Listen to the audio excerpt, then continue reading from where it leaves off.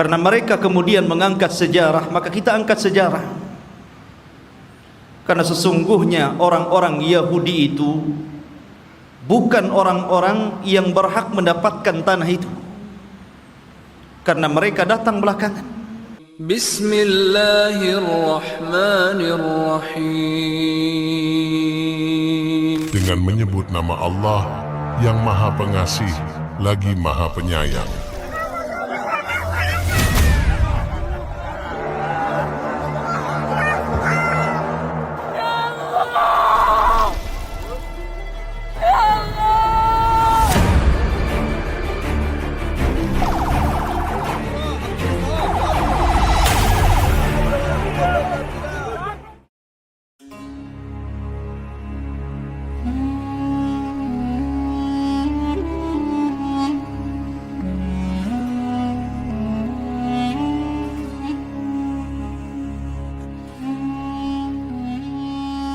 Bismillahirrahmanirrahim. Assalamualaikum warahmatullahi wabarakatuh.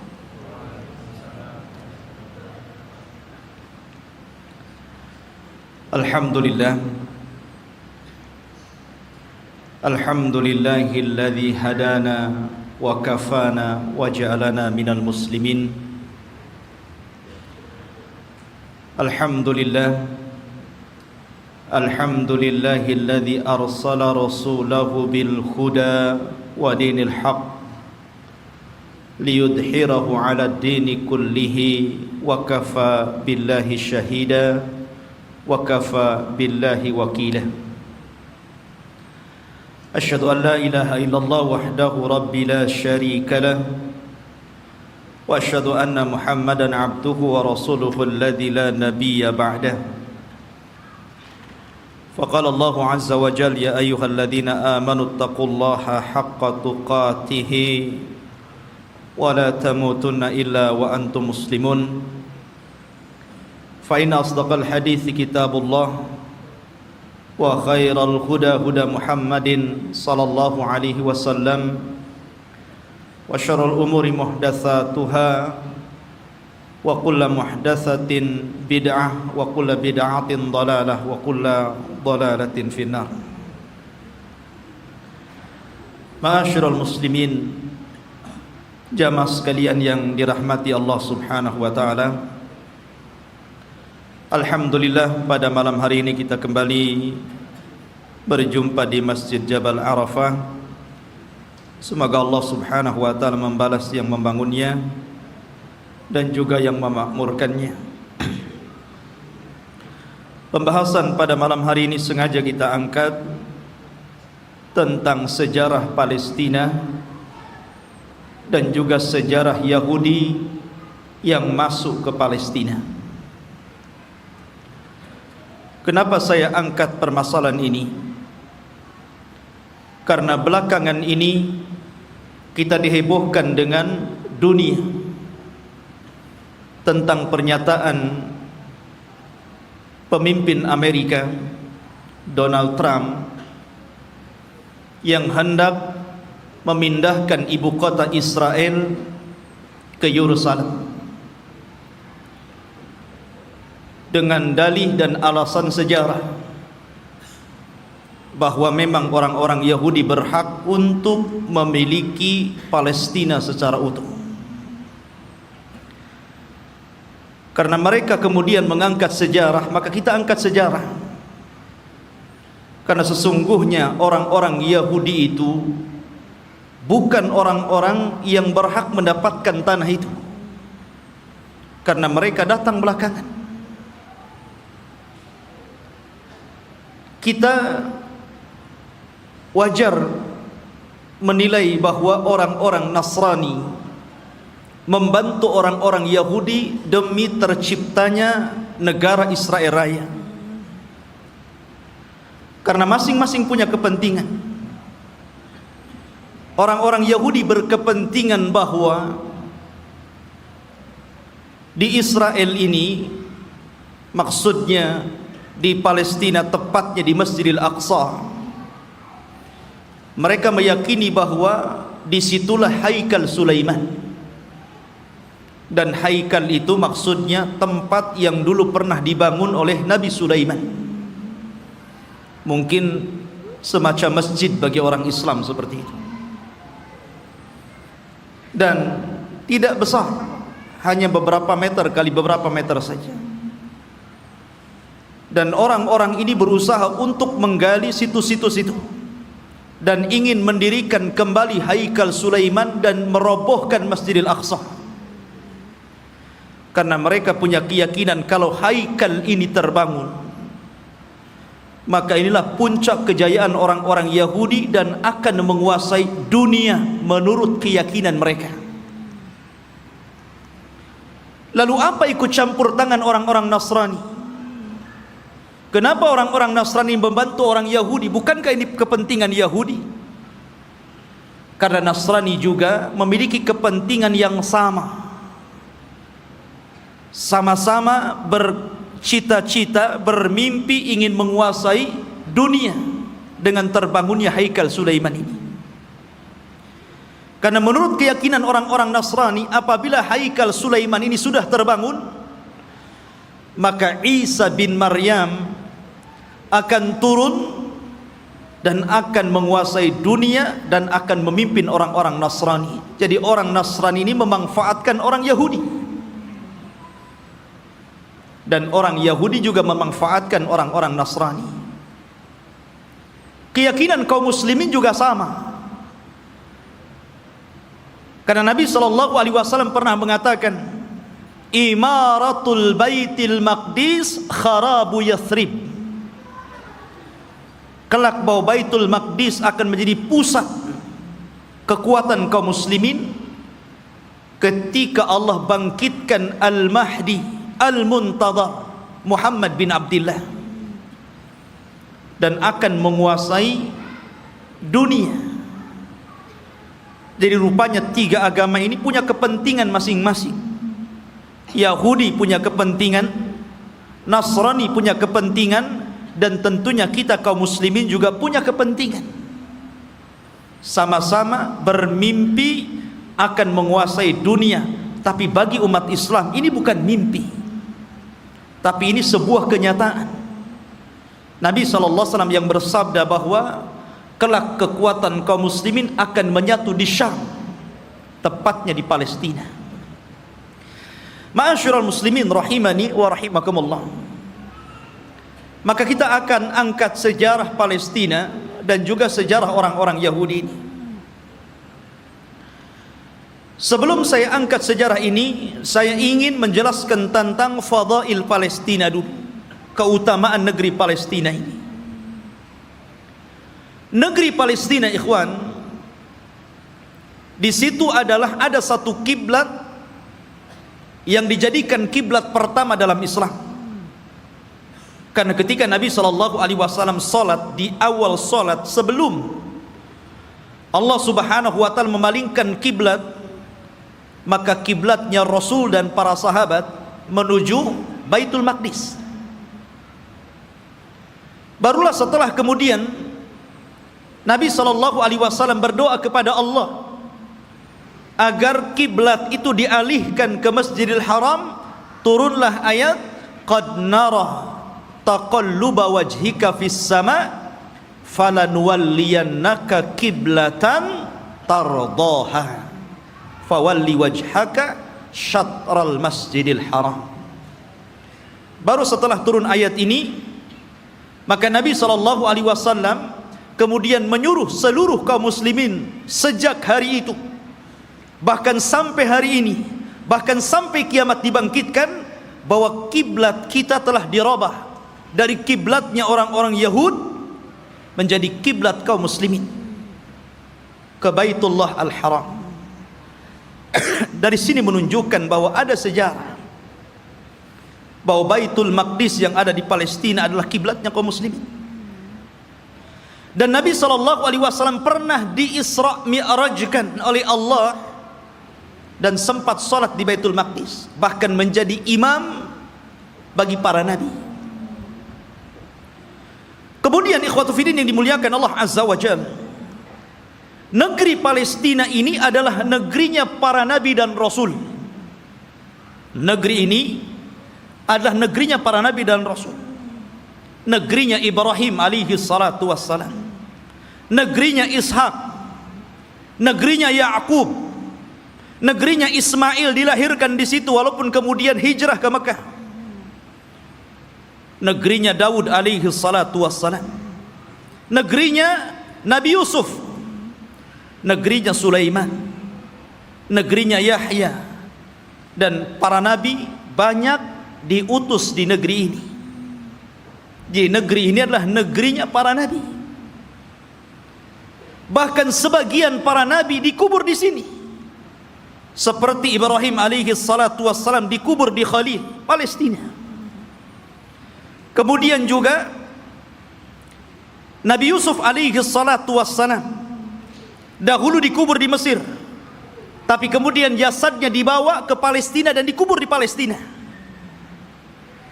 Kemudian juga kuburannya Nabi Ishak alaihi salatu wassalam, kuburannya Nabi Yakub, Nabi Harun, Nabi Musa, seluruh para nabi ini dikubur di Palestina. Jadi ini memang negerinya para nabi, ikhwan. Negeri yang sangat suci, negeri tersuci ketiga setelah Mekah, Madinah, kemudian Syam. Dan Nabi SAW pernah bersabda, tuba lisyam, tuba lisyam, tuba lisyam. Kata Nabi SAW, beruntung orang-orang Syam itu, beruntung orang-orang Syam itu, beruntung orang-orang Syam itu. Kemudian sahabat bertanya, kenapa wahai Rasul? Karena Syam, para malaikat Allah mengepak-ngepakkan sayapnya di atas negeri itu. Dan Palestina bagian daripada negeri Syam. Ma'asyiral muslimin, kita tahu bahwa Masjidil Aqsa adalah memiliki keistimewaan yang sangat besar. Sebagaimana ketika Allah Subhanahu wa taala menyebutkan keistimewaan Masjidil Haram, kemudian Masjidil Nabawi, maka Masjidil Aqsa juga sama. Orang yang salat di situ sebanding dengan orang yang salat 500 kali salat di masjid-masjid yang lainnya. Ini keistimewaan yang sangat besar. Bahkan para nabi, para ulama, orang-orang saleh banyak berziarah ke masjid ini. Negerinya para ulama, negerinya kitab-kitab. Banyak para ulama yang kemudian terlahir di negeri Palestina. Kita tahu bahwa Imam Syafi'i lahir di mana? Di Gaza, Gaza Palestina. Di sana ada Al-Asqalan. Kita kenal dengan Al-Imam Ibnu Hajar Al-Asqalani. Asqalan Palestina.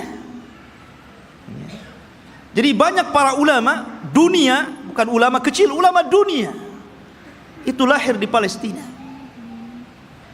Bahkan Nabi SAW melarang tidak boleh safar dalam rangka ibadah kecuali di 3 tempat: Masjidil Haram, Masjid Nabawi, dan Masjidil Aqsa. Kata Rasul, la tushaddur rihal illa ila 3 masajid. Tidak boleh kalian melakukan safar dalam rangka ibadah kecuali di 3 masjid ini. Salah satunya Masjidil Aqsa. Bahkan Nabi SAW pernah berdoa, Allahumma barik lana fi syamina wa barik lana fi yamanina. Ya Allah, berkahi negeri Syam kami. Ya Allah, berkahi negeri Yaman kami. Di sini Rasul mendahulukan Syam kemudian Yaman, menunjukkan bahwa Syam lebih utama dibandingkan Yaman. Ini menunjukkan bahwa Syam negeri yang penuh berkah, Rasul yang mendoakan. Kemudian juga ikhwatu fiddin yang dimuliakan Allah Azza wa Jalla, para sahabat Nabi SAW banyak yang hijrah ke negeri Palestina, berziarah ke sana. Di antaranya adalah Umar ibn al-Khattab radhiyallahu an, Abu Ubaidah Amir ibn al-Jarrah, kemudian juga Safiyah istri Nabi, Safiyah bintu Huyai, kemudian juga Mu'adh bin Jabal, Abdullah ibn Umar, Salman al-Farisi, Abu Dhar al-Ghifari, kemudian Abu Hurairah radhiyallahu an, Bilal ibn Rabah, Amr ibn As, Muawiyah bin Abi Sufyan, dan banyak lagi para sahabat Rasul yang mereka hijrah dan berziarah ke negeri Palestina ini. Artinya ini negeri para sahabat Rasul, bukan hanya negeri para nabi dan rasul, dan juga negeri para sahabat, negeri para ulama, negeri kitab-kitab ahli sunnah wal jamaah. Jadi memang luar biasa. Bahkan negeri ini kelak akan menjadi berkumpulnya seluruh manusia, karena negeri ini disebut mahsyar. Di antara tanda-tanda kiamat, akan muncul api dari hadraul maut, kemudian akan menggiring manusia dan mengumpulkan di Syam. Saat itulah kiamat dibangkitkan. Masyarul muslimin, dan banyak lagi kalau kita bercerita tentang keutamaan Palestina. Lalu sejarahnya, kapan negeri ini memiliki penduduk dan manusia? Apakah orang-orang Yahudi yang mengklaim bahwa mereka adalah memiliki tanah Palestina dan sekitarnya, ataukah siapa? Disebutkan ikhwatu fiddin dalam sejarah, baik sejarah yang dicatat oleh para ulama Islam ataupun sejarah yang dicatat Barat. Bahkan sejarah ini juga tertera dalam perjanjian lama, Taurat, bahwa dahulu yang menghuni negeri tersebut bukan Yahudi. Yahudi itu jauh datang belakangan. Ya. Bagaimana mungkin kemudian Yahudi mengklaim bahwa itu adalah tanah mereka? Mereka datang belakangan. Mereka adalah umat yang terusir dari Mesir. Orang-orang Yahudi hidup di Mesir dari Bani Israel. Kemudian dibawa hijrah oleh siapa? Musa. Nabi Musa alaihi salatu wassalam yang membawa Bani Israel sampai ke Palestina. Jadi mereka itu datang belakangan. Lalu siapa yang pertama kali? Menurut situs sejarah ada yang mengatakan bahwa orang-orang yang menempati negeri itu adalah satu kabilah yang bernama Kan'aniyun. Kan'aniyun ini kabilah keturunan dari Syam, Syam ibn Nuh alaihi salatu wassalam. Artinya ini kabilah dari Jazirah Arab. Jadi orang Arab yang pertama kali memiliki tanah itu.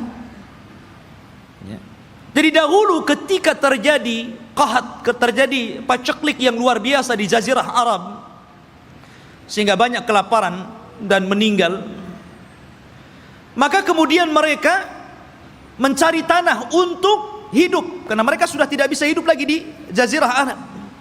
Maka mereka pun berhijrah sampailah ke negeri yang hari ini disebut dengan Palestina. Jadi mereka adalah kabilah Kan'aniyun. Kabilah Kan'aniyun, kabilah dari Arab. Dan mereka memiliki beberapa kabilah. Ada namanya kabilah Amuriyun. Kabilah Amuriyun ini kabilah yang hidup di lembah-lembah di Palestina. Kemudian ada kabilah namanya Yaguthiyun, dan mereka hidup di negeri di sekitar Al-Quds yang kita kenal dengan Masjidil Aqsa, Baitul Maqdis. Kemudian adapun Kan'aniyun, maka mereka hidup di satu daerah yang bernama Arihah, dan Arihah adalah kota tertua di dunia. Belum ada kota di zaman itu kecuali Arihah. Makanya Arihah itu kota tertua di dunia, belum ada kota kecuali ini. Lah hiduplah kabilah namanya Kan'aniyun. Ma'asyiral muslimin rahimani wa rahimakumullah. Lalu kenapa muncul kalimat Palestina?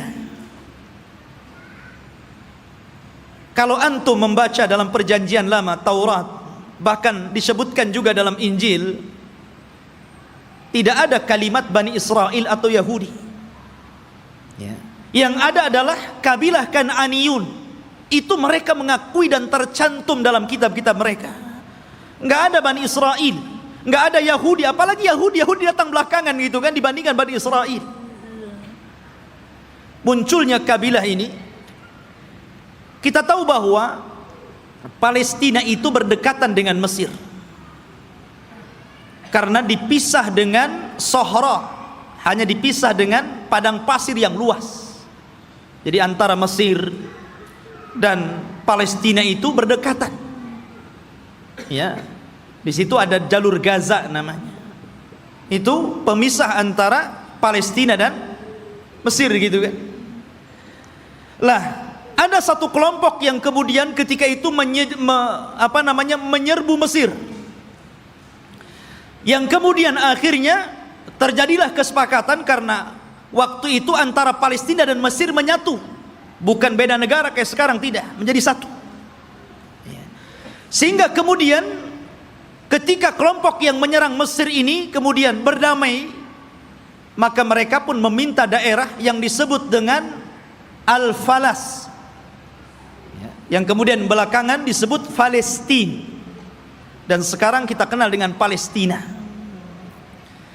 Dari situlah ikhwatu fiddin bahwa kabilah yang menyerbu ini akhirnya menetap di sebuah tempat namanya Falas. Lah, sebelumnya sudah ada orang-orang Arab yang tinggal di situ.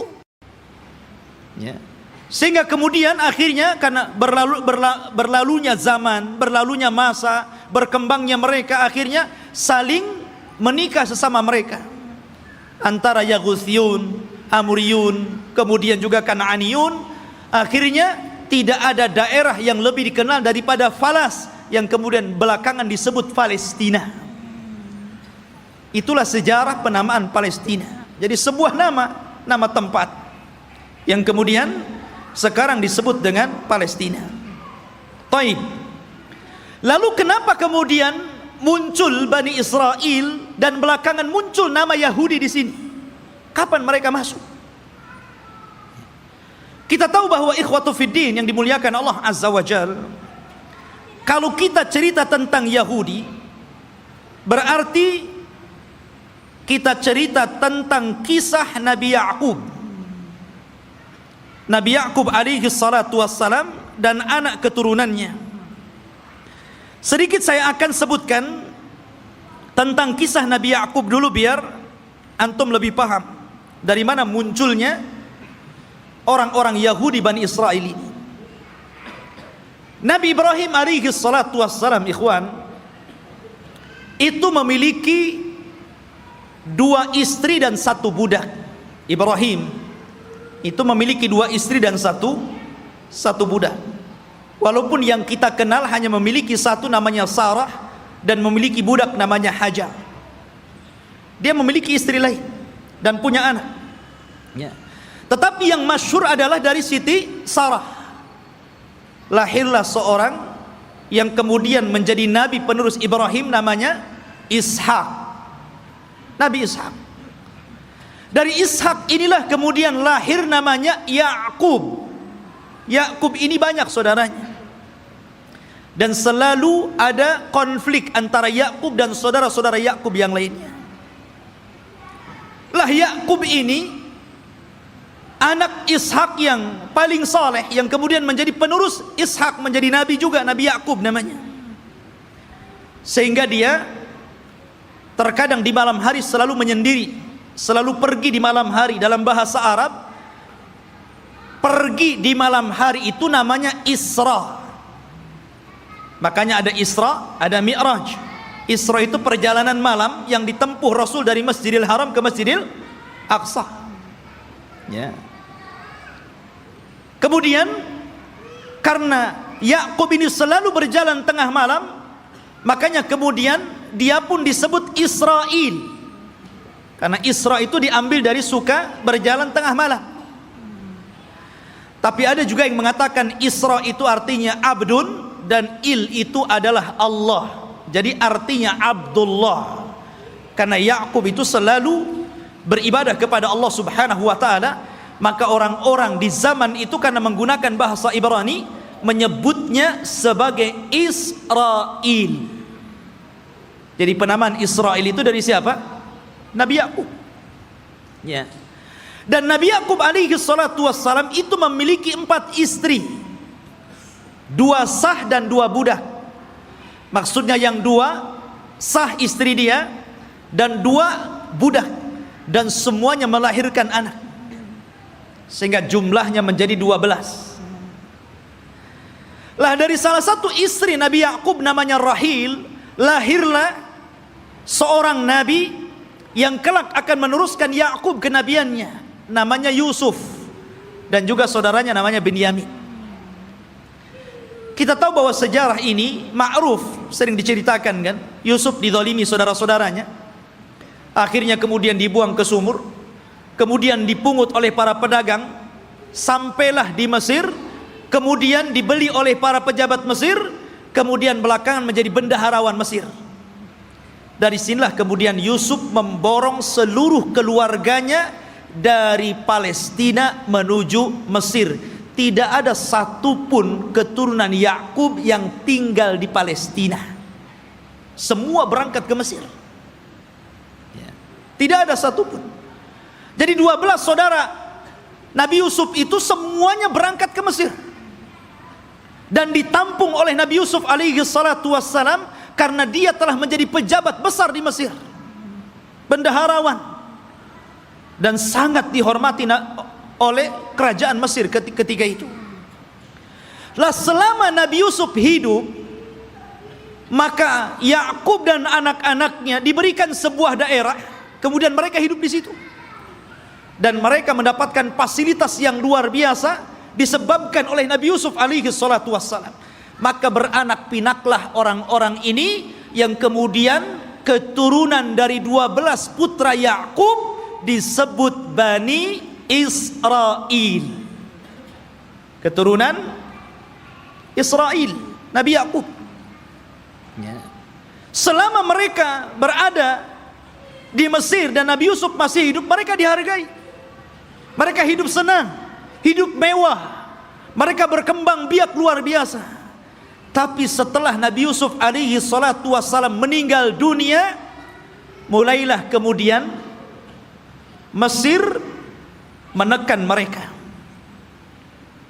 Mulailah suku Kipti, suku terbesar ketika itu yang menguasai Mesir, rajanya namanya Fir'aun, mulailah menjajah Bani Israel ini. Belakangan kemudian Bani Israel menjadi budaknya Fir'aun. Budaknya Fir'aun, tertindas mereka. Karena tertindas inilah, maka kemudian Allah subhanahu wa ta'ala utus kepada mereka secara singkat siapa? Nabi Musa. Nabi Musa diutus kepada mereka menjadi Rasul Bani Israel dan untuk mendakwahi Fir'aun. Dan subhanallah ikhwan, kita tahu bahwa di zaman Bani Israel diutusnya Nabi Musa alaihi salatu wassalam kepada mereka, Bani Israel ini menyaksikan 9 mukjizat besar di hadapan mereka dengan mata mereka sendiri. Ketika mukjizat itu turun kepada bangsa Fir'aun, orang-orang Bani Israel juga melihat. Dan 9 mukjizat itu disebutkan di dalam Al-Quranul Karim. Yang pertama, mukjizat yang kita dikenal dengan hajar, batu. Batu yang mengeluarkan 12 mata air. Dan Allah subhanahu wa ta'ala mengatakan, wa idistasqa Musa liqaumihi faqul nadrib bi asakal hajar fanfajarat minhu ithnata asyrata ainan. Dan ketika Bani Israel meminta hujan kepada Nabi Musa karena mereka sudah kehausan, tidak ada air, maka Allah subhanahu wa ta'ala firmankan, pukullah wahai Musa batu itu. Maka dipukullah oleh Musa batu tersebut, tiba-tiba memancar 12 mata air. Mukjizat. Dari sini mereka menyaksikan mukjizat ini. Tapi Bani Israel ini ikhwan adalah orang yang sangat keras kepala. Nanti kita akan sebutkan bagaimana keras kepalanya orang ini, ya. Kemudian yang kedua, mereka menyaksikan bagaimana terbelahnya lautan. Betul-betul menyaksikan itu, dan mereka melewati lautan. Ketika Fir'aun mengejar-ngejar Nabi Musa dan Bani Israel yang lari dari Mesir ke Palestina, kemudian mereka dihadang oleh lautan besar, maka Allah Subhanahu wa taala mengatakan fa auhayna ila Musa anidrib bi asaqal bahra, dan kami wahyukan kepada Musa agar memukul dengan tongkatnya lautan. Fan falaka fakana kullu firqin kataudil adhim. Maka kemudian tiba-tiba lautan terbelah menjadi 12 jalan. Kenapa 12 terus? Karena memang Nabi Musa alaihi salatu wassalam membawahi 12 kabilah Bani Israel. Jadi mereka dikasih satu-satu. Mata air satu kabilah satu. Ketika memukulkan lautan juga dibuat 12 jalan. Jadi masing-masing kabilah berjalan sendiri-sendiri. Mereka menyaksikan itu. Ya. Kemudian juga menyaksikan tongkat. Ketika Nabi Musa alaihi salatu wassalam berduel dengan tukang-tukang sihir Fir'aun, maka Allah Subhanahu wa taala katakan fa'alqa asahu fa idza hiya thu'ban mubin. Fa'alqi asah. Maka Musa pun kemudian melemparkan tongkatnya, tiba-tiba tongkat itu menjadi ular yang sangat besar. Bani Israel menyaksikannya. Menyaksikan bagaimana tongkat Musa berubah menjadi ular besar dan memakan ular-ular kecil tukang-tukang sihir Musa. Tukang-tukang sihir Firaun. Kemudian juga kekurangan makanan dan hilangnya buah-buahan, sehingga Firaun dan juga kabilah-kabilah Firaun dari kalangan Kibti, mereka merasa kelaparan, susah cari buah-buahan. Allah Subhanahu wa taala berfirman, "Walaqad aqadna ala fir'auna bisinin wa naqsim minats tsamarati la'allahum yadhakkarun." Dan ingatlah ketika kami memberikan hukuman kepada keluarga Fir'aun dan juga para pengikutnya dengan kekeringan yang berkepanjangan dan kurangnya buah-buahan, agar mereka mau kembali ke jalan yang benar. Dan Bani Israel menyaksikan ketika orang-orang Fir'aun kelaparan, mereka justru kekenyangan. Ini mukjizat. Ya. Kemudian juga tufan, angin yang sangat besar, yang kemudian banyak membunuh, menghancurkan tembok-tembok dan juga rumah-rumah. Allah katakan fa arsalna alaihim tufan. Allah kirim kepada mereka tufan, angin yang sangat besar. Kemudian juga al-jarad, di mana-mana belalang. Belalang di mana-mana, ikhwan. Di rumah-rumah, di dapur-dapur, bahkan di tempat tidur, belalang di mana-mana. Kemudian juga kumal kutu dan juga dafadi', katak dan kodok, di mana-mana ada kodok. Kemudian juga darah, di mana seluruh air bersih menjadi merah dan berdarah. Dan ini disaksikan Bani Israel dan juga orang-orang Fir'aun. Kemudian juga bagaimana tangan Nabi Musa yang bercahaya, dan banyak lagi mukjizat yang diberikan kepada Musa. Tapi sekali lagi saya katakan ikhwan, bagaimana degilnya Bani Israel. Allah sudah tampakkan banyak mukjizat kepada mereka, tapi mereka kufur kepada Allah Azza wa Jalla. Kita perhatikan ketika Nabi Musa alaihi salatu wassalam berhasil menyeberangkan Bani Israel sehingga mereka mampu melewati lautan, dan Allah tenggelamkan Fir'aun di Laut Merah.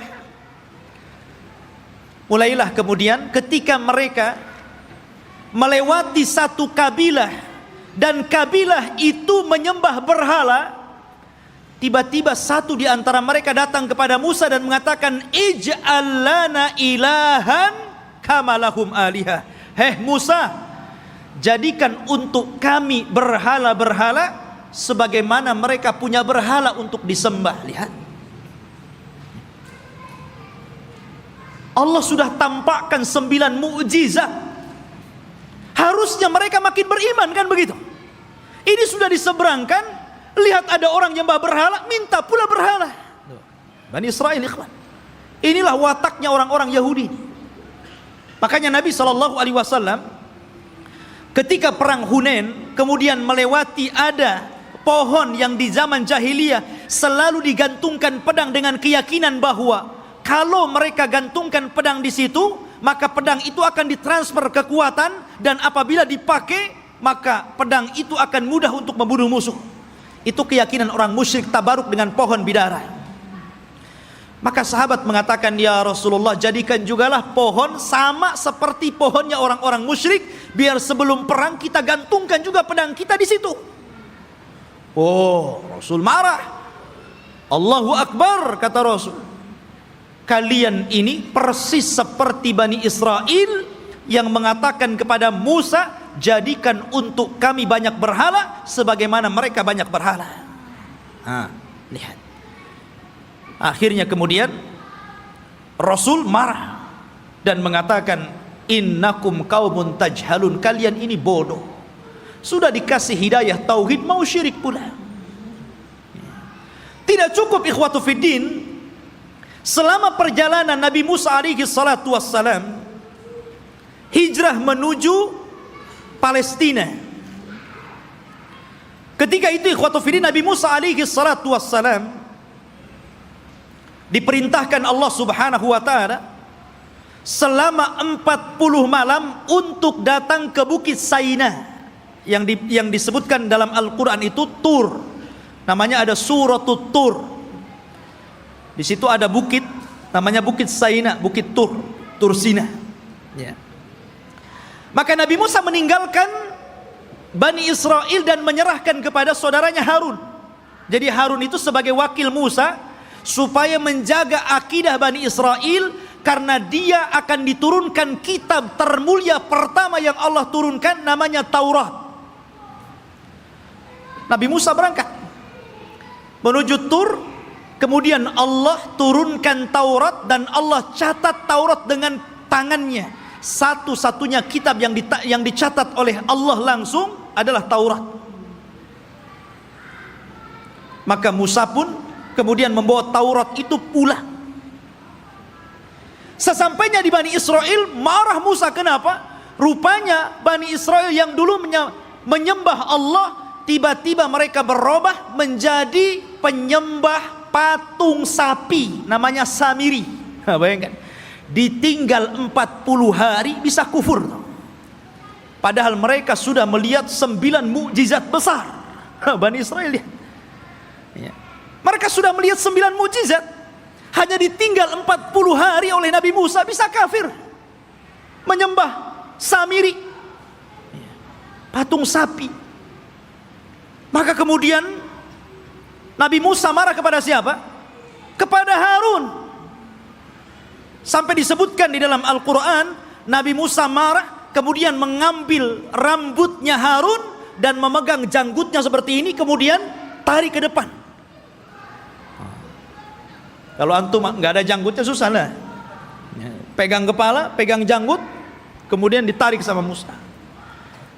Maka Nabi Harun mengatakan, ya bena la ta'khud bilihyati wa birasi. Wahai anak saudara kandung, jangan kau ambil kepala dan janggutku. Kemudian, innal qauma istad'afuni wa kadu yaqtulunani. Sesungguhnya Bani Israel itu tidak menganggap aku, bahkan mereka mau membunuhku. Bayangkan. Ya. Sudah meremehkan Nabi Harun, mereka pula akan membunuh Nabi Harun. Jadi kalau Nabi Harun menghalang-halangi mereka menyembah Samiri, maka Harun akan dibunuhnya. Kata Harun, bisa apa aku? Ya.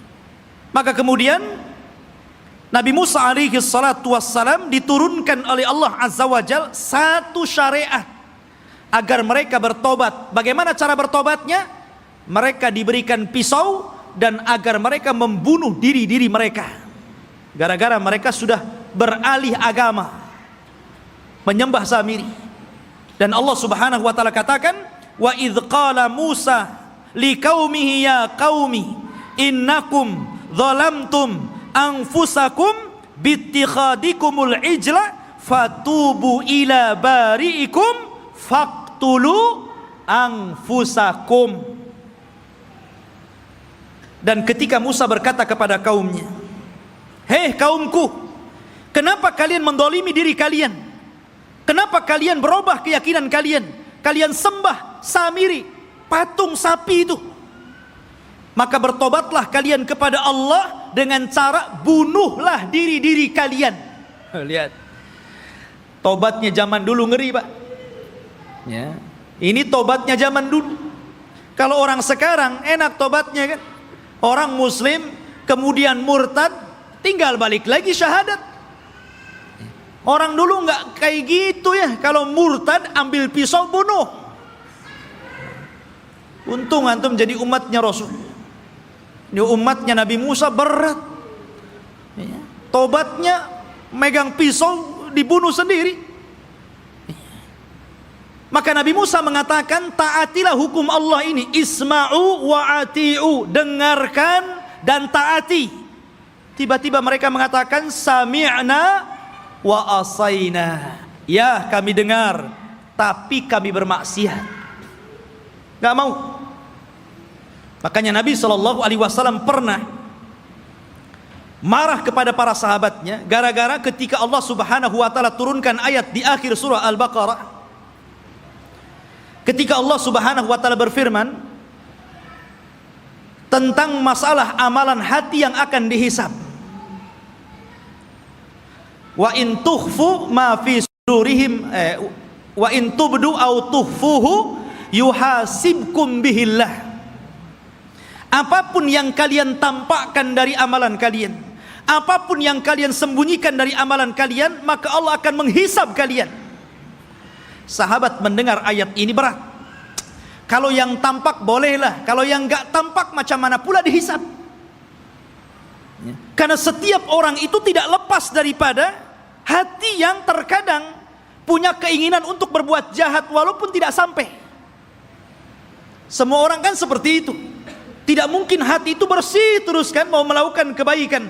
Terkadang hati kita ini memiliki keinginan yang berbeda, kejahatan.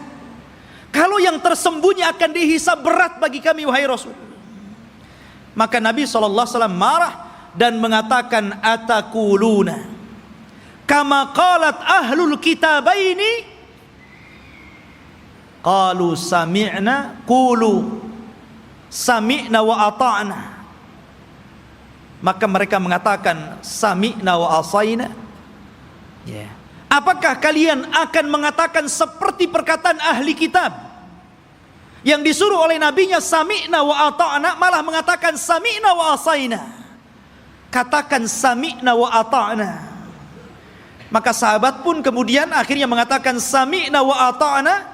Dari situlah kemudian mereka mendapatkan keringanan. Maka turunlah ayat la yukallifullahu nafsan illa wus'aha. Allah tidak akan membebankan kecuali yang kalian mampu melakukannya.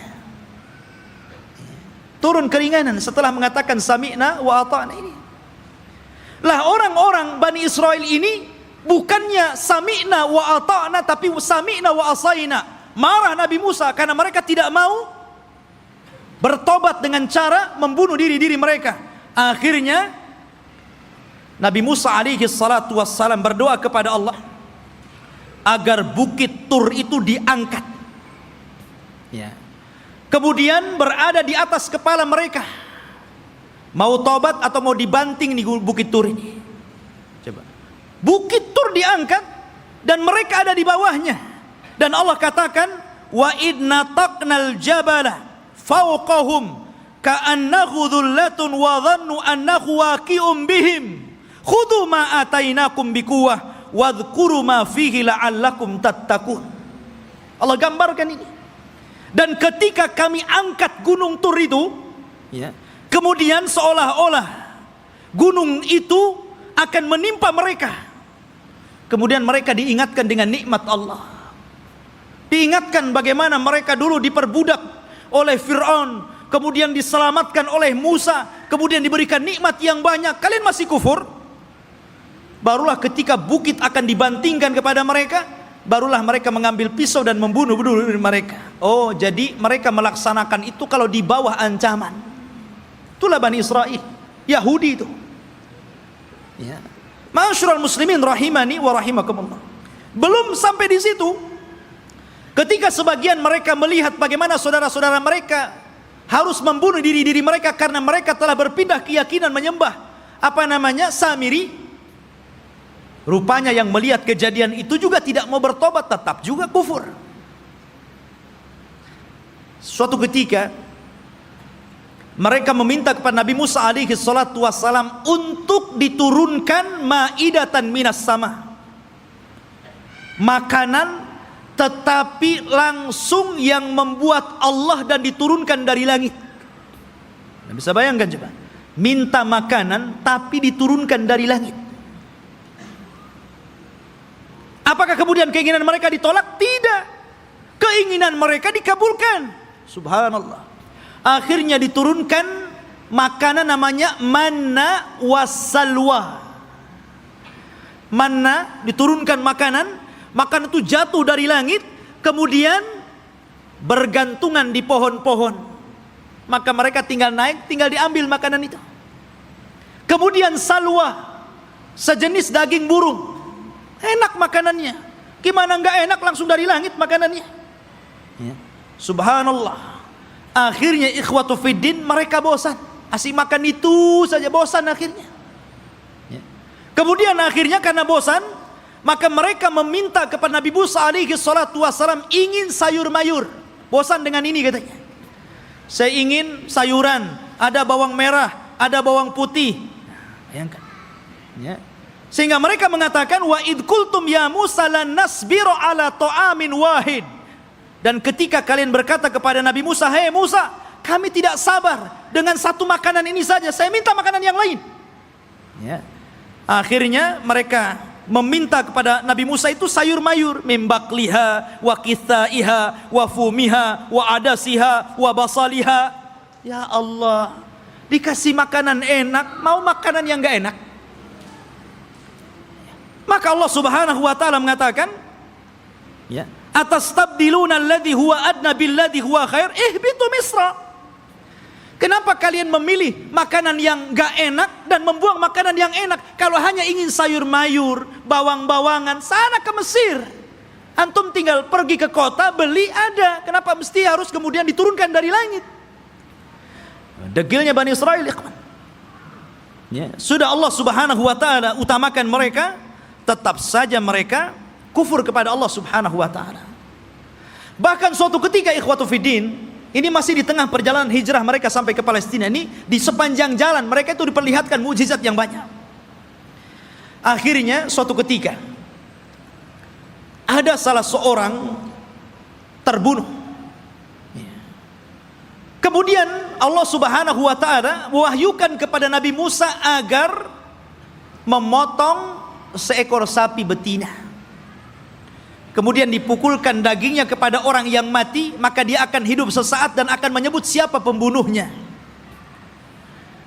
Tapi orang Bani Israel ini tidak mau melaksanakan dan mengira itu adalah olok-olokan dari Musa.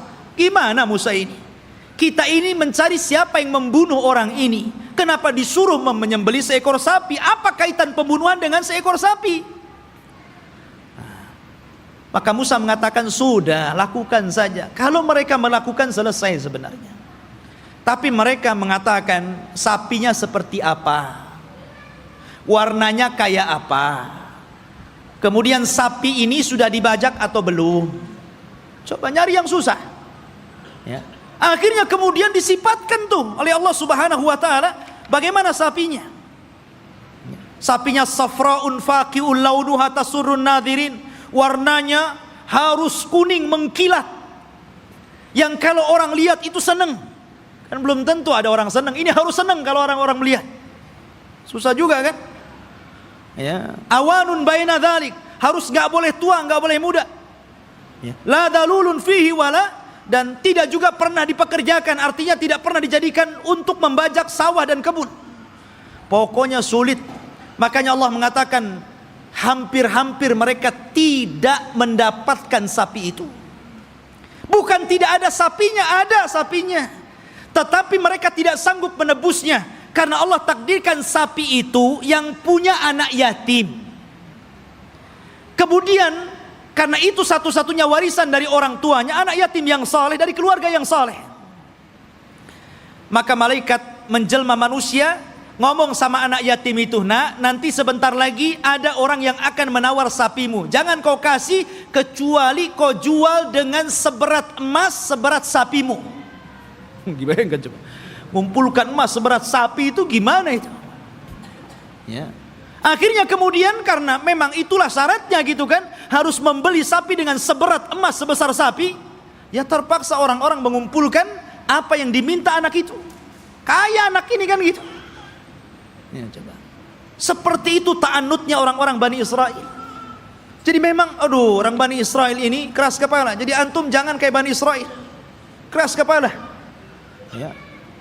Bahkan setelah kejadian ini betul-betul mendapatkan sapi, kemudian dipukulkan kepada orang mati dan hidup lagi, kemudian menyebut siapa pembunuhnya. Bukannya mereka bertobat dengan melihat mukjizat ini, bahkan summa qasat qulubuhum, malah keras hatinya ikhwan, makin keras. Bahkan Allah mempermisalkan, kalau hati ini keras, batu loh, kalau terkena tetesan air bisa bolong. Tapi hatinya Bani Israel lebih keras daripada batu. Tuh, bayangkan. Itu Bani Israel. Seperti itulah orang-orang Yahudi. Akhirnya ikhwatu fiddin, setelah kemudian mereka pun berjalan jauh meninggalkan Mesir gitu kan. Ada sebuah kejadian. Mereka tersesat. Mereka tersesat dan tidak bisa masuk dan meneruskan perjalanan, karena ada satu wasiat Nabi Yusuf yang belum pernah mereka tunaikan, di mana Nabi Yusuf itu berwasiat agar jasadnya dipindah dari Mesir dan dikubur di Palestina. Dan ketika itu tidak ada yang tahu di mana letak kuburan Nabi Yusuf alaihi salatu wassalam kecuali seorang nenek tua. Dan ini teringat dengan kisah Rasul ketika pulang dari peperangan. Ketika itu Nabi Shallallahu Alaihi Wasallam kehabisan bekal, kemudian singgah di salah satu perkampungan di perbatasan Madinah, perkampungan orang-orang Yahudi yang terusir dari Madinah karena berkhianat. Rupanya Rasul dijamu oleh seorang nenek Yahudi. Karena sudah kehabisan bekal, maka Rasul pun mampir dan diberikan jamuan yang luar biasa. Nabi itu tidak pernah melupakan kebaikan orang, walaupun yang berbuat baik itu orang kafir. Karena balasan yang baik itu harus kebaikan, ikhwan. Orang kalau sudah berbuat baik kepada antum, telah memberikan jasa kepada antum, apakah berupa ilmu, berupa pendidikan, harusnya dibalas dengan kebaikan, bukan malah dizalimi orang tersebut. Ya. Lah Nabi Shallallahu Alaihi Wasallam tidak seperti itu. Walaupun yang berbuat baik orang kafir, dia akan berusaha untuk berbuat baik kepada orang yang telah berbuat baik kepada dia. Jadi dia ngomong sama nenek itu, "Nek, kamu sudah berbuat baik kepada saya. Kira-kira apa yang akan kau minta?" Karena Rasul kan baru pulang dari peperangan, banyak membawa harta ghanimah, harta rampasan perangan gitu. Kata nenek tersebut, "Karena engkau memintanya wahai Muhammad, aku ingin seorang pembantu. Berikan untukku pembantu agar aku bisa hidup tenang. Ada yang ngurus pembantuku." Maksudnya budak untuk membantu dirinya di rumahnya. Kata Rasul, "Baik, saya akan kasih. Apalagi, Nek?" Kata nenek tersebut, "Aku ingin seekor unta, agar kalau kemana-mana aku tidak jalan kaki. Aku kan punya kendaraan." Dan unta di zaman itu, ikhwan, kendaraan yang mewah. Makanya Rasul sallallahu alaihi wasallam kalau mempermisalkan sesuatu itu pasti dengan unta.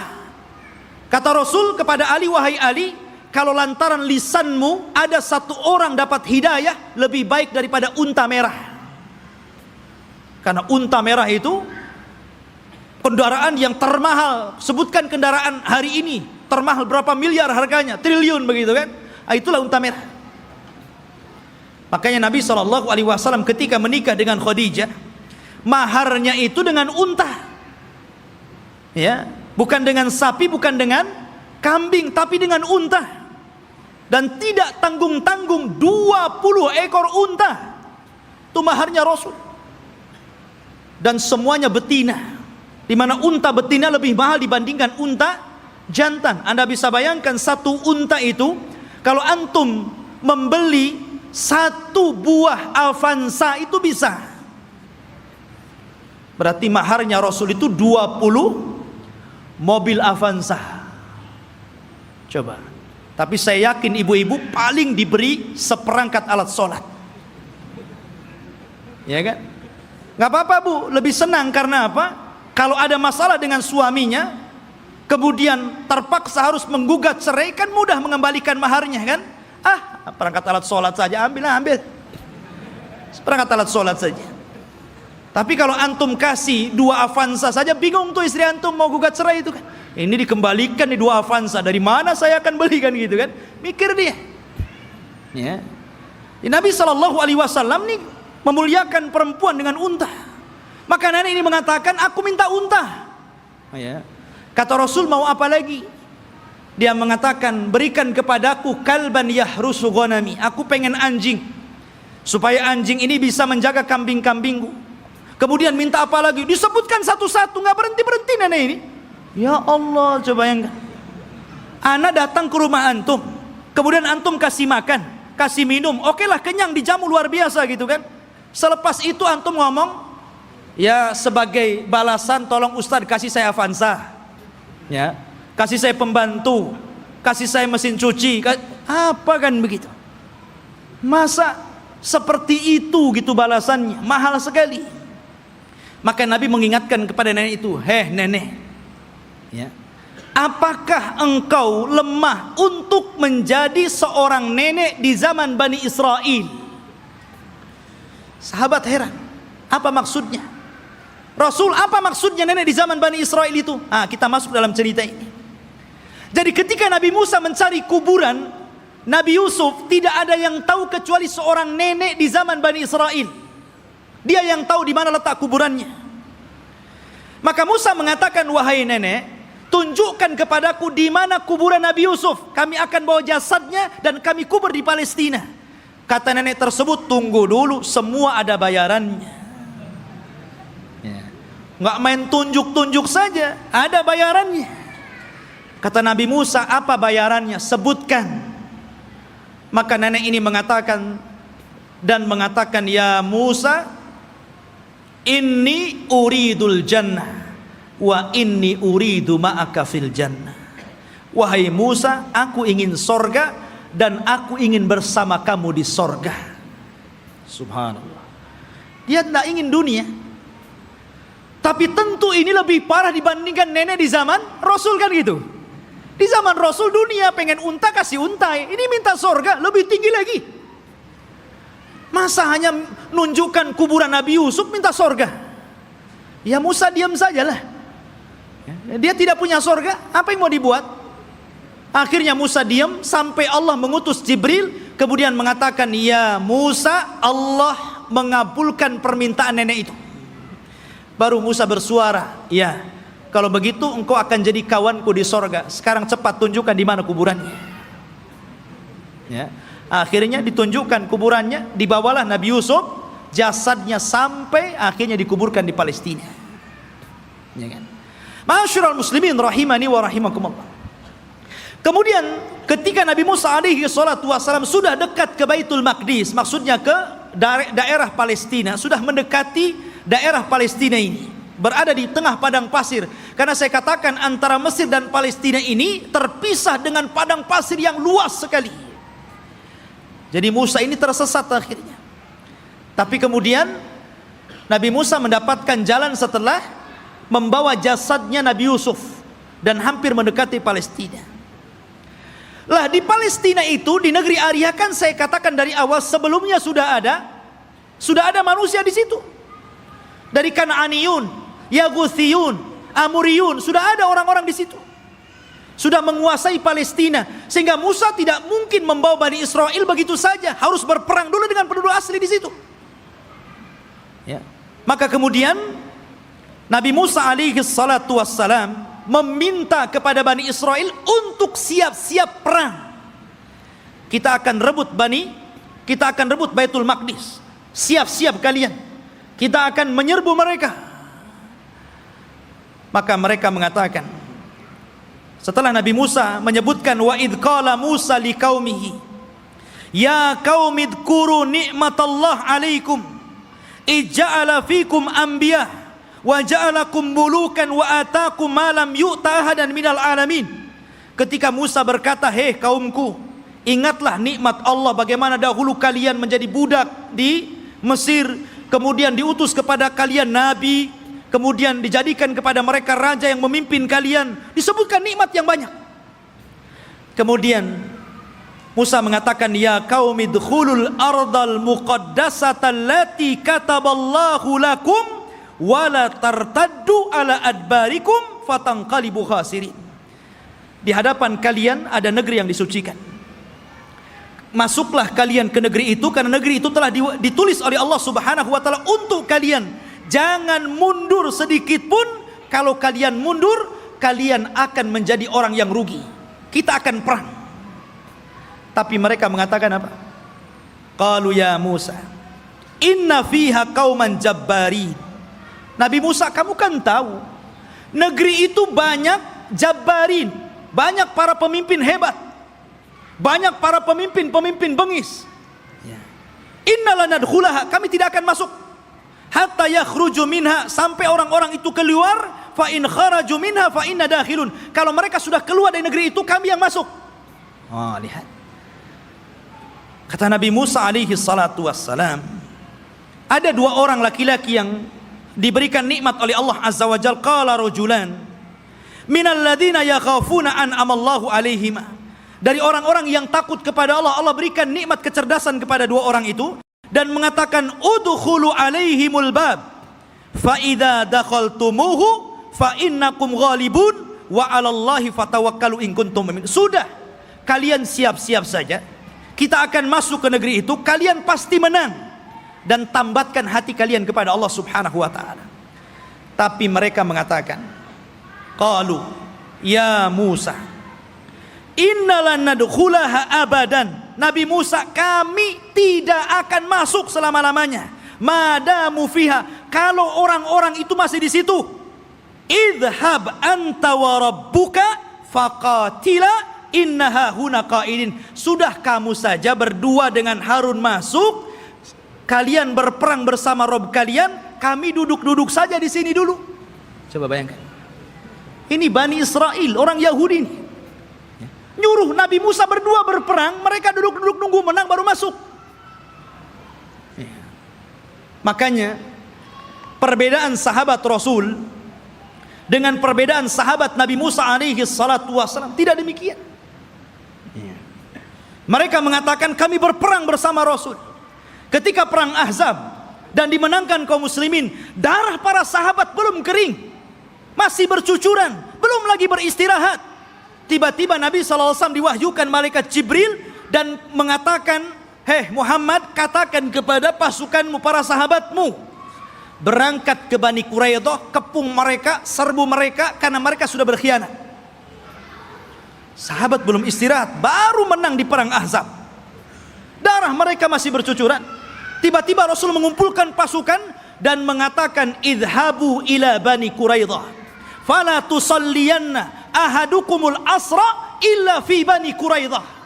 Kata Rasul, berangkat kalian semua, serbu Bani Quraidah, jangan sholat asar di jalan sampai kalian tiba di Bani Quraidah, serbu mereka.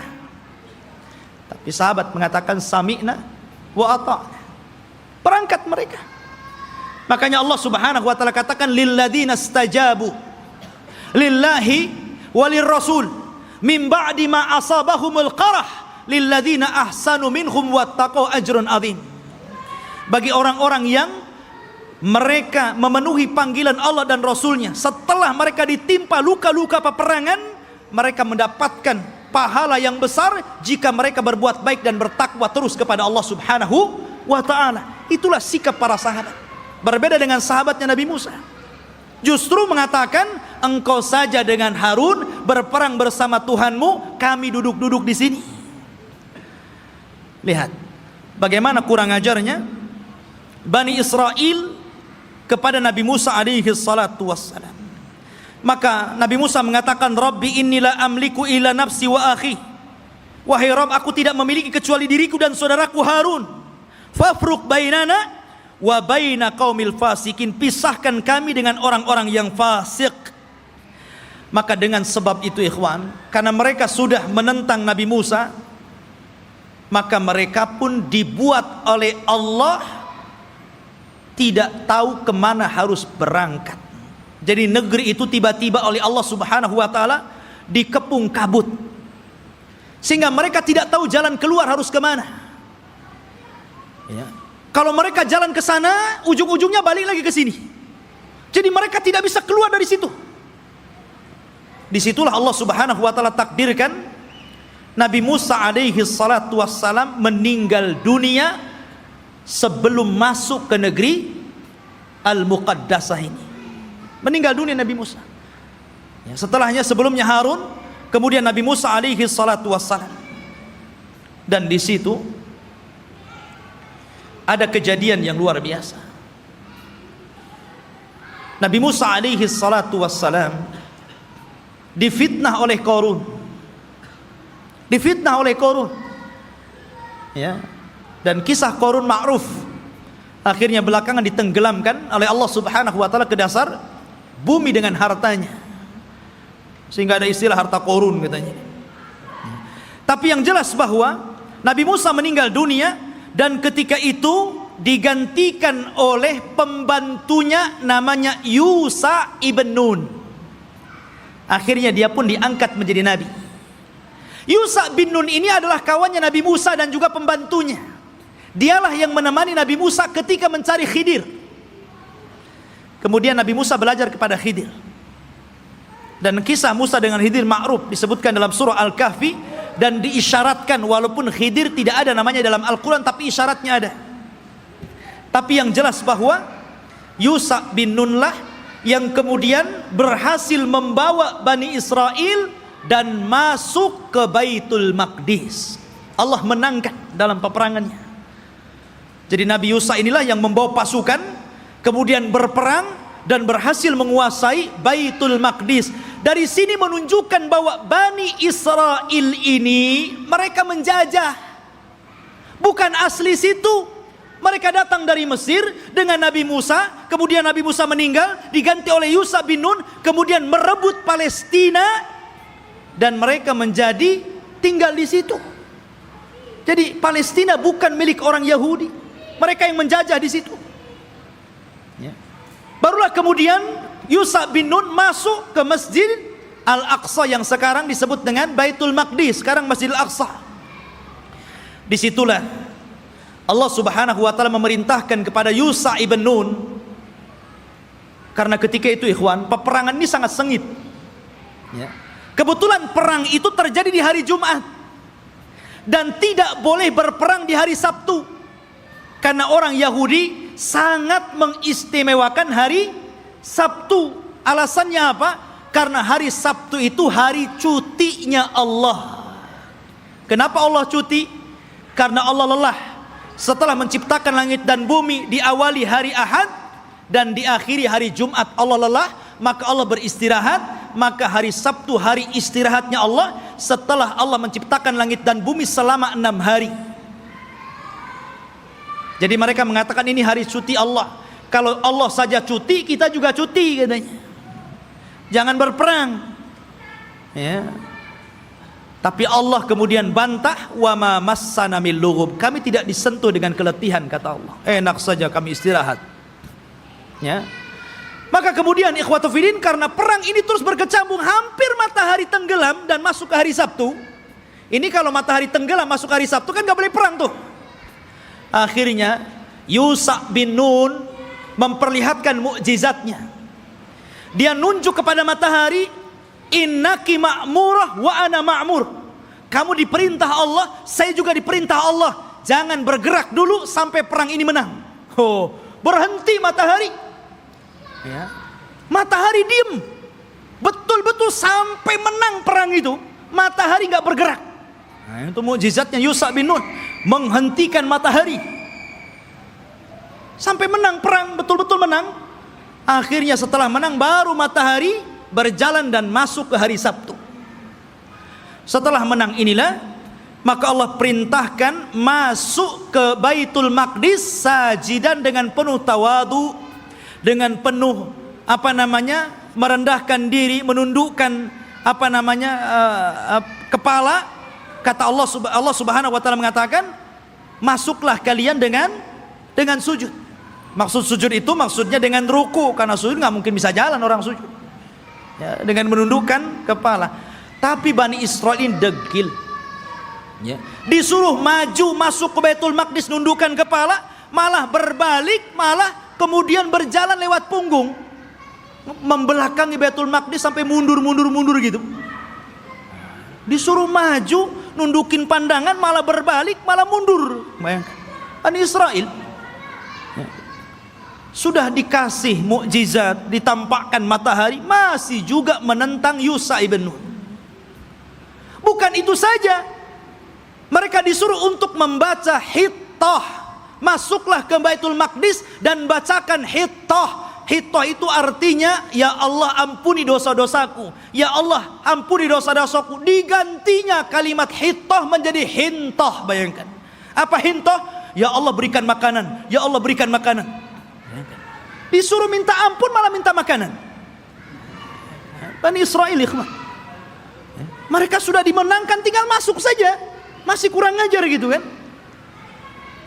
Ma'asyiral muslimin rahimani wa rahimakumullah. Akhirnya mereka pun tinggal di Baitul Maqdis. Lah, ketika kemudian Yusha bin Nun berhasil menguasai Baitul Maqdis dan menempatkan orang-orang Yahudi atau Bani Israel di Baitul Maqdis dan menguasai Palestina, maka kemudian Yusha ibn Nun pun meninggal dunia. Ketika Yusha ibn Nun meninggal dunia, maka di sini ikhwatu fiddin yang dimuliakan Allah Azza wa Jalla, ketika itu Bani Israel memiliki beberapa hukum. Pertama, mereka dipimpin oleh para nabi. Jadi ketika Yusha bin Nun meninggal, ada nabi. Kemudian nabi ini meninggal, muncul lagi nabi. Nabi ini meninggal, muncul lagi nabi. Bahkan ada satu tempat itu nabinya 3, rasulnya 3. Diutus banyak para nabi, ribuan para nabi diutus. Ketika itu yang memimpin para nabi. Akhirnya Bani Israel bosan, asik nabi terus yang mimpin. Kami mau raja, nggak mau nabi. Nah, bayangkan, nolak nabi mau raja. Ya, ketika itu nabi yang terakhir yang diutus kepada mereka sebelum mereka menjadikan sistem kerajaan adalah Nabi Samuel. Dan Nabi Samuel ini pernah didapati kuburannya di zaman Umar bin Khattab ketika menyerbu Persia. Ketika Umar ibn Khattab berhasil menguasai Persia dan merebut Baitul Maqdis di tangannya, ketika itu dia menjajah satu kota. Rupanya di kota itu ada kuburan Nabi Samuel dan diagungkan penduduknya. Maka Umar ingin mencegah kesyirikan. Tengah malam digalinya kuburan Samuel, kemudian dipindah ke tempat lain, dijadikan 9 kuburan palsu, yang 1 asli, yang 8 palsu. Orang nggak tahu mana Samuel 1. Jadi bingung tuh. Yang tadinya suka minta-minta ke kuburan, bingung. Ini ada 9 kuburan, yang mana 1 yang Samuel ini.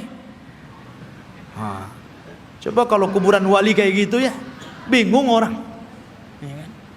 Dikubur tuh. Dikubur tempat lain, malam-malam dibuat kuburan palsu banyak-banyak. Di zaman Umar bin Khattab. Makanya Umar itu orang yang paling keras dalam penyimpangan tauhid. Ketika ada orang yang kemudian mulai sholat di satu pohon yang dulu Rasul pernah berbaiat, namanya Baiatur Ridwan, karena sudah mulai digunakan sholat, meminta-minta, ditebang pohon itu sama Umar. Nggak boleh ada orang kesini lagi, walaupun Rasul pernah berbaiat di sini. Harusnya antum begitu. Kalau ada pohon beringin, orang minta-minta di situ, ambil singso, tebas tuh beringinnya. Tapi baca bismillah dulu ya. Nanti antum kesurupan pula di beringin. Khotufidin yang dimuliakan Allah Azza wa Jalla. Kemudian Akhirnya kata Nabi Samuel, baik. Karena ketika itu ikhwatu fiddin yang dimuliakan Allah Azza wa Jalla, karena terjadi perang saudara, maka muncullah di luar dari Bani Israel ada satu kelompok besar namanya Jalut. Jalut ini orangnya besar-besar raksasa, ya, dan punya pasukan besar. Dialah yang kemudian mengambil tabut. Tabut itu isinya apa? Isinya pusaka-pusaka Nabi Musa. Di situ ada Taurat, di situ ada tongkatnya Nabi Musa, di situ ada pakaiannya Nabi Harun dan Musa. Pokoknya peninggalan Musa dan Harun dijadikan satu tempat, kemudian di kotak disebut tabut namanya. Tabut itu dicuri oleh Jalut dan pasukannya. Maka Bani Israel tidak bisa apa-apa melawan Jalut. Akhirnya kemudian minta kepada Nabi Samuel untuk dikirim kepada mereka seorang raja yang akan memimpin jihad melawan Jalut. Maka Nabi Samuel kemudian atas perintah wahyu dari Allah, maka ditunjuklah Talut sebagai raja pertama Bani Israel. Talut ini orang miskin, tukang ngasih minum keledai penggembala, ya kan? Kata Bani Israel, masa si Talut jadi raja? Siapa si Talut itu kan gitu? Nggak punya nasab, orang miskin, nggak punya harta, nggak mau. Ya, kami mau raja itu yang wah, yang gagah, yang kaya, yang punya harta. Si Talut pula jadi raja, nggak mau. Ya kan? Akhirnya kemudian Allah Subhanahu Wa Taala tunjukkan kehebatan Talut ini. Diutusnya malaikat. Kemudian malaikat ini mengambil tabut yang ada di Jalut, kemudian diserahkan kepada Talut, menunjukkan bahwa sekarang Talut sudah punya tabut. Kalian gak percaya juga dengan Talut? Dari situlah sebagian mereka mulai mau mengikuti Talut dan sebagian yang lainnya mau menolaknya. Maka Talut mengatakan, kita akan berangkat jihad, persiapkan kalian. Tapi Allah akan menguji kalian. Kalau nanti kalian melewati sungai, jangan banyak minum di situ. Kalau mau minum, bolehlah satu kepal, gurfatan wahid, ya satu dayung saja, nggak boleh banyak-banyak. Kalau banyak-banyak kalian akan kalah. Berangkatlah pasukan Talut menuju pasukan Jalut. Ya kan? Rupanya betul di tengah mereka ada sungai, karena mereka sudah kelelahan, kehausan, ada sungai. Wah, nggak peduli dengan Talut, minum banyak-banyak orang itu. Dari berapa ribu gitu kan, hanya tinggal separohnya yang masih nurut dengan Talut. Akhirnya yang ini pulang, melihat pasukan Jalut gede-gede, nggak berani pulang. Ya, yang sedikit inilah kemudian mikir nih, ini tentara banyak, besar-besar, gimana cara melawan mereka? Akhirnya mereka nggak berani bergerak untuk melawan Jalut. Maka kemudian Nabi Musa, Nabi Raja Talut mengatakan, siapa yang akan berperang dan berhasil membunuh Jalut, maka aku kawinkan dia dengan putriku. Rupanya satu pun gak bergerak. Ngapain dikawinkan kalau harus mati gitu? Iya kan? Gak mau bergerak juga. Akhirnya ada anak muda namanya Daud. Dia berani tuh Daud tuh, yang kemudian belakangan menjadi nabi dan raja, Nabi Daud dan Raja Daud. Dia yang berani. Kemudian dia lempar tombaknya, kena Jalut, mati di tangan dia. Zaman dulu kalau sudah pemimpinnya mati, kalah orang itu. Ya kan?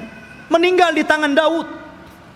Maka akhirnya Daud pun dinikahkan dengan putrinya Talut.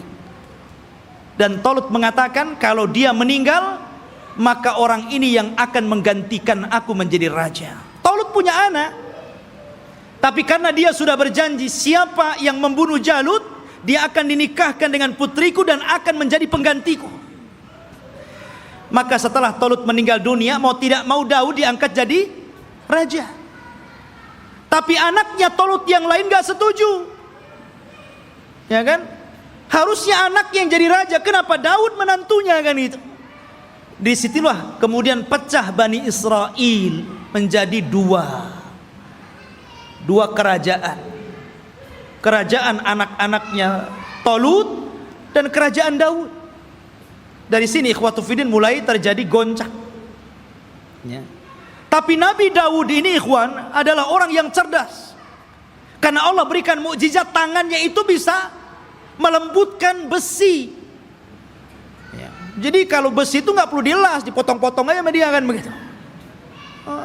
Wa alanna lahul hadid. Dia bisa melembutkan besi, bukan sulap ikhwan. Itu mukjizat. Kalau enggak gini aja dia. Ya kan? Mukjizatnya Nabi Daud. Dia punya kekuatan, akhirnya dia pun melawan anak-anaknya Talut yang lain dan mempersatukan kembali Bani Israel. Setelah dia meninggal, maka puncak kekuasaan Bani Israel ada di tangan putranya Daud, Nabi Sulaiman. Disitulah puncak kekuasaan Bani Israel, puncak kekuasaan Yahudi. Ya. Dan hanya ada 4 raja yang pernah menguasai sebagian besar dunia. Yang 2 mukmin dan 2 kafir. Yang pertama mukmin, namanya Dzulqarnain, sebutkan dalam surah Al-Kahfi. Yang kedua Sulaiman, ini keduanya mukmin. Dan keduanya kafir. Yang pertama Namrud di zaman Nabi Ibrahim. Kemudian Bukhtun Nasr, nanti ada kisahnya akan nyusul. Ya. Jadi Sulaiman ini Allah Subhanahu wa taala berikan kekuasaan yang tidak diberikan kepada orang sebelum dan setelahnya. Dia bisa menundukkan awan, dia bisa menundukkan jin, dia bisa menundukkan burung-burung, dia bisa menundukkan tumbuh-tumbuhan. Masya Allah, ini raja alam nyata dan gaib ini, Nabi Sulaiman ini. Ya. Jadi jin tunduk sama dia. Bahkan yang membangun bangunan-bangunan itu jin. Jin itu yang bekerja kepada Sulaiman, membuat istana-istana. Makanya ketika Sulaiman meninggal dunia, jin itu kan tidak tahu yang gaib. Disangkanya Sulaiman masih hidup dan tidur di singgasana. Asik bekerja saja mereka kan. Baru setelah Sulaiman roboh dari singgasananya, kata jin, oh kalau tahu Sulaiman sudah mati dari dulu, ngapain saya kerja katanya. Dari sini menunjukkan jin itu tidak tahu yang gaib. Kalau jin tidak tahu yang gaib, berarti dukun lebih tidak tahu yang gaib. Karena dukun itu gurunya jin. Mereka itu para pendusta, nggak usah dibenarkan. Benarnya 1, dustanya itu 1000. Ya. Ma'asyiral muslimin rahimani wa rahimakumullah. Maka Sulaiman inilah puncak kekuasaan, dan di zaman Sulaiman ini beliau membangun satu tempat ibadah menggantikan tabut, namanya Haikal Sulaiman, yang sekarang menjadi mimpi orang Yahudi. Haikal Sulaiman, mimpinya orang Yahudi itu sampai hari ini. Sulaiman membuat haikal. Dialah yang pertama kali meninggikan Masjidil Aqsa. Jadi kalau Ibrahim meninggikan Masjidil Haram, kalau Masjidil Aqsa ditinggikan oleh Sulaiman. Dan ketika dia mendirikan Masjidil Aqsa, maka dia meminta kepada Allah 3. 1, agar Allah memberikan hukum yang sesuai dengan hukum Allah. Yang kedua, agar diberikan kekuasaan yang tidak pernah diberikan kepada siapapun setelahnya. Yang ketiga, agar siapapun orang yang masuk ke masjid ini dan tidak ada niat kecuali sholat, keluar, maka dia sudah hilang dosanya seperti anak yang baru dilahirkan dari perut ibunya. Kata Rasul, aku berkehendak bahwa yang ketiga itu aku, kata Rasul. Karena yang kedua sudah dikabulkan. Dan Rasul pernah sholat di Baitul Maqdis. Kata Rasul, aku berharap aku yang ketiganya. Ma'asyiral muslimin, jamaah sekalian yang dirahmati Allah Azza wa Jalla, maka Sulaiman pun membentuk tempat ibadah yang disebut dengan Haikal Sulaiman, Masjidil Aqsa yang lama. Di zaman Sulaiman itu disebut Haikal namanya. Baru kemudian roboh, kemudian dibesarkan, akhirnya menjadi besar. Lah Yahudi ini ingin mencari itu. Dulu ketika Sulaiman mendirikan Masjidil Aqsa yang disebut dengan Haikal itu, dari mana ke mana, berapa meter, lebarnya berapa meter, kemudian panjangnya berapa meter. Kalau sudah ketemu situs ini, maka mereka akan membangun Masjidil Aqsa mau dirobohkan, sehingga haikal lah yang naik. Itu tujuan Yahudi sampai hari ini. Makanya mereka membolongi itu Masjidil Aqsa, itu bolong bawahnya, makanya tidak bisa menampung banyak-banyak. Kalau banyak nanti roboh itu. Karena di situ ikhwatu fiddin, di bawah tanahnya itu, di bawah tembok ratapan itu, mereka mencari-cari di mana tempat haikalnya Sulaiman. Jadi para ilmuwan Israel terus mencari dan akan membangunnya. Dan mereka ingin mendirikan Israel Raya persis di atas haikal Sulaiman. Makanya si Trump itu, Donald Trump ya, mereka orang-orang Israel didukung oleh Amerika untuk menguasai Yerusalem, yang memang Masjidil Aqsa ada di situ, dan bercita-cita untuk membuat negara Israel Raya tepat di atasnya haikal Sulaiman. Alhamdulillah, negara kita tegas menolaknya, dan negara-negara yang lain juga tegas. Bukan hanya orang Islam, di luar Islam pun sebagian mereka menolaknya. Tapi yang jelas saya katakan, yang namanya Yahudi dan Nasrani itu akan sekongkol sampai pun ketika Malhamatul Kubra di akhir zaman, perang besar yang tidak ada perang setelahnya, tetap saja Yahudi dan Nasrani itu akan sekongkol melawan kaum muslimin. Ya kan?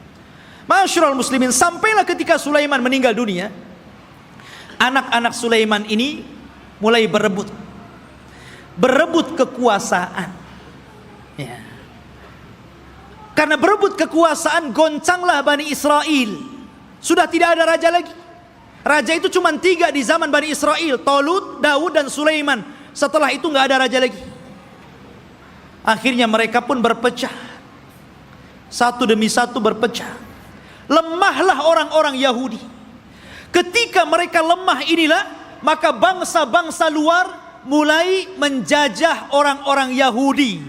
Lah dari situlah datang pasukan dari Irak, pasukan Babil, yang kemudian menghancurkan Yahudi, menawan mereka dan memperbudak mereka, dibawa ke Irak, sebagainya lari ke Mesir.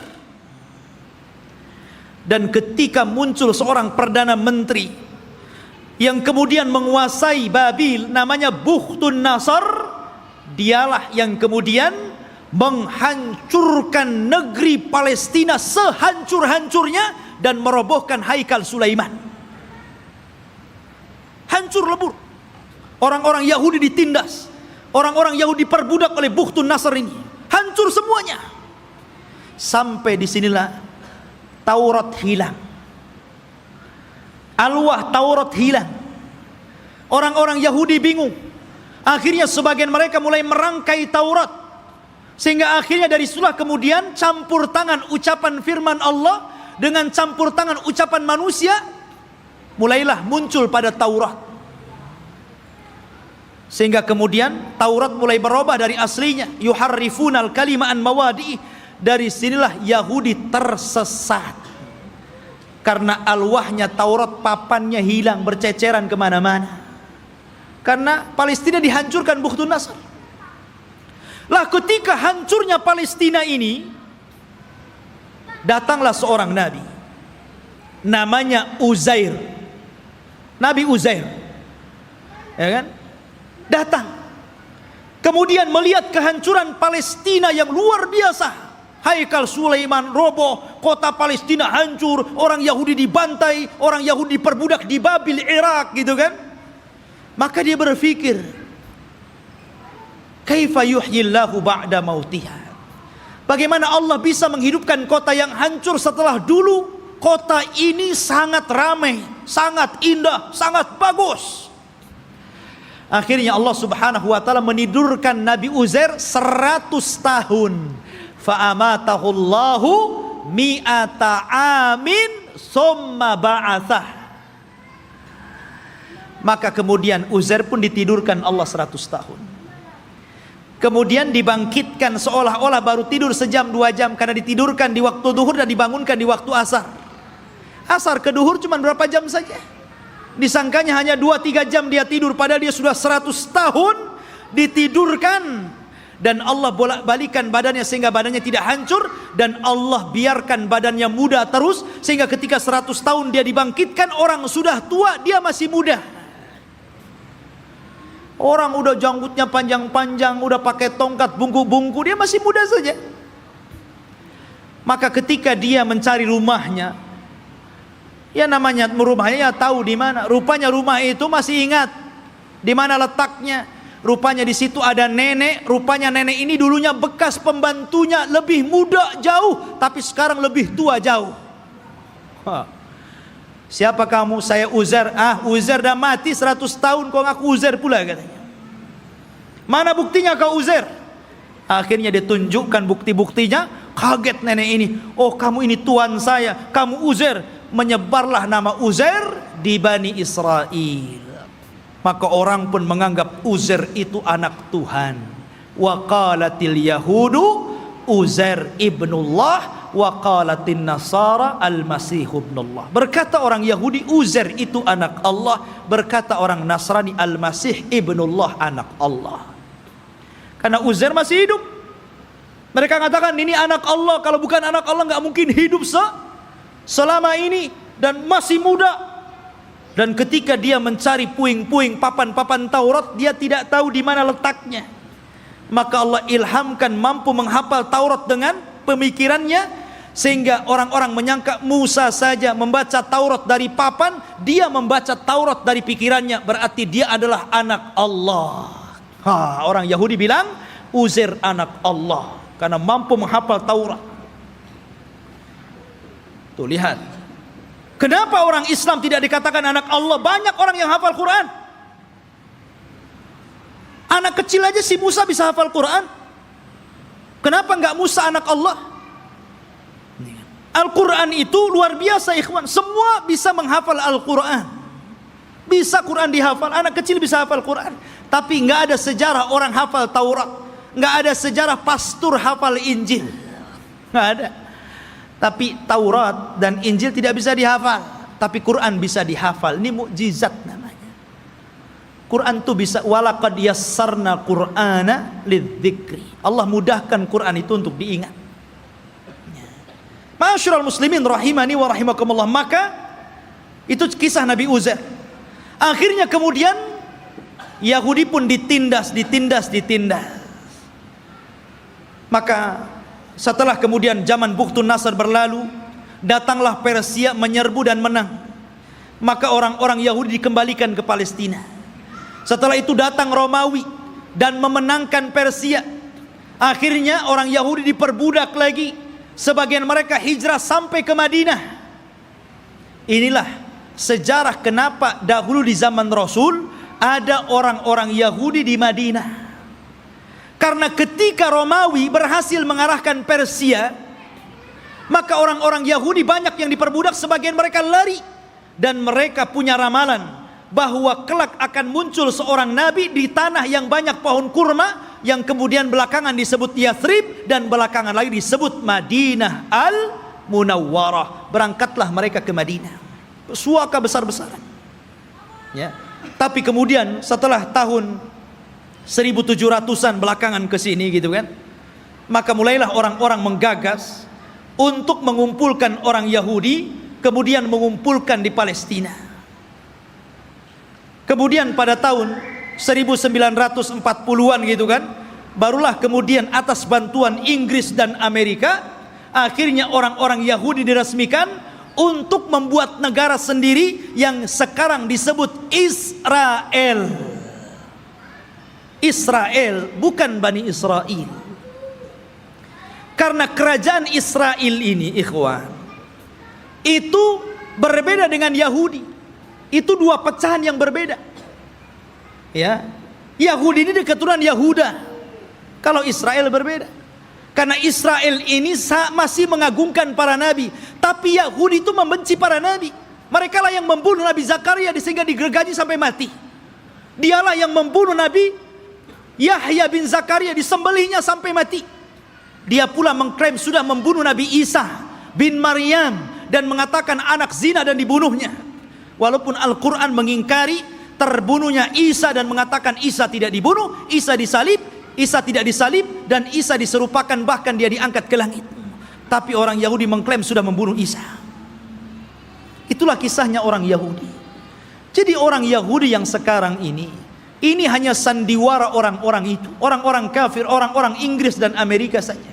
Mereka membuat cerita bahwa seolah-olah itu adalah tanah mereka. Demi Allah, sejengkal pun bukan tanah Yahudi. Bagaimana kemudian Donald Trump mengumumkan untuk memindahkan ibu kota Yerusalem sebagai ibu kota Israel dan akan mendirikan Israel Raya di atas Baitul Maqdis? Maka kita harus bangkit, ya.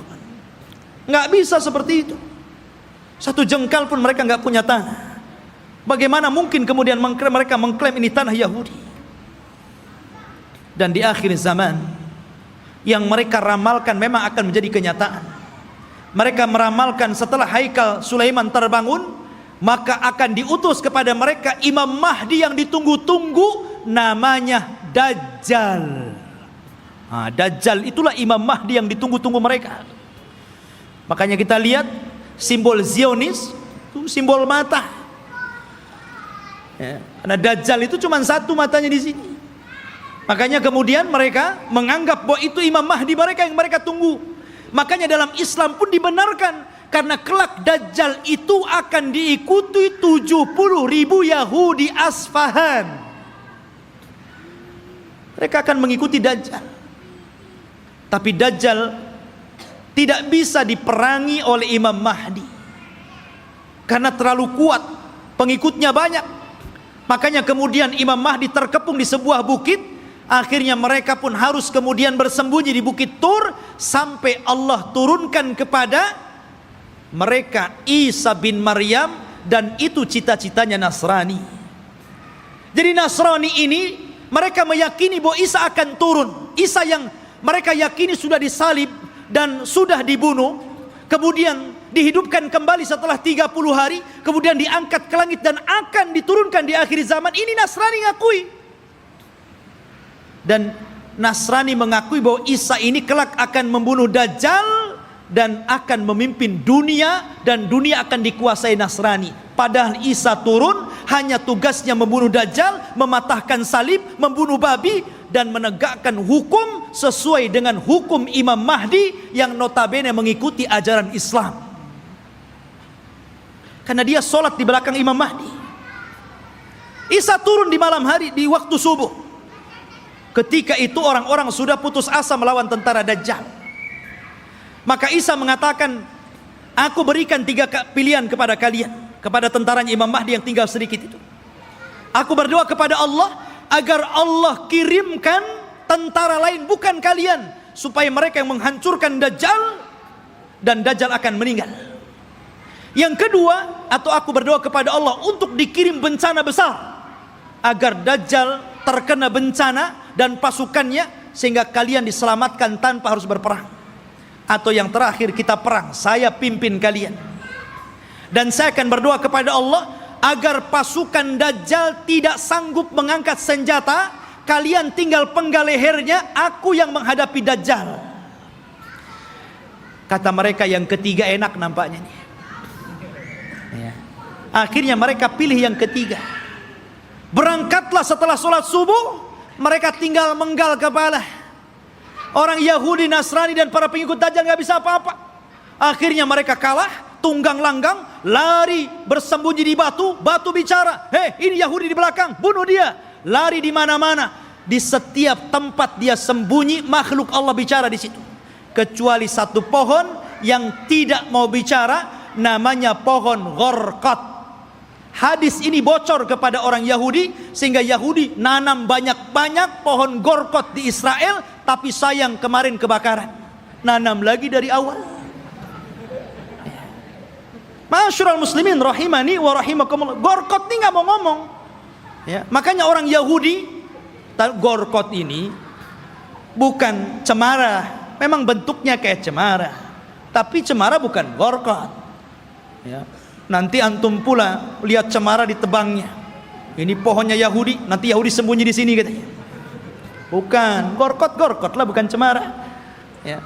Intinya ikhwatu fiddin yang dimuliakan Allah Azza wa Jalla, maka Dajjal berhadapan dengan Nabi Isa, dan Isa pun berhasil membunuh dan membawa kepalanya. Kemudian diberitahu kepada orang-orang bahwa dia telah membunuh Dajjal.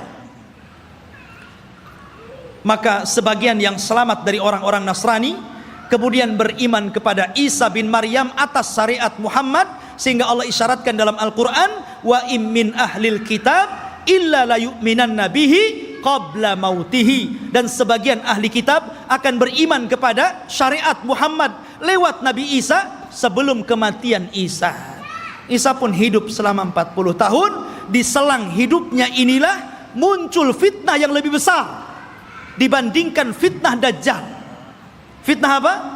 Munculnya satu kabilah yang bernama Ya'juj dan Ma'juj dari keturunan Yafis ibn Nuh alaihi salatu wassalam, satu kaum yang tidak bisa diperangi, tidak bisa dibunuh, pasukan mereka banyak, satu dari kita 999 dari mereka.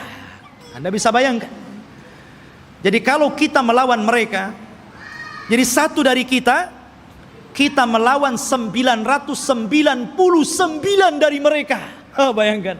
Sehingga ketika Allah azab dengan mengutus ulat, dan mereka mati semua dengan ulat tersebut, bangkai mereka rata, sehingga setiap satu jengkal di tanah ada bangkainya. Nabi Isa berdoa kepada Allah agar Allah bersihkan bangkai-bangkai mereka. Maka diutuslah burung pemangkai bangkai, tapi juga tidak habis semuanya. Maka Isa berdoa lagi agar diturunkan hujan dan banjir besar, akhirnya membawa jasad itu ke lautan dan menjadikan bumi kembali subur. Maka dari situlah mulailah berlangsung tanda-tanda alamat besar. Karena alamat besar itu kalau sudah datang, maka tasalsul akan terus berganti sampai kiamat dibangkitkan. Oleh karena itulah ikhwatu fiddin, inilah kisah Palestina dan Yahudi.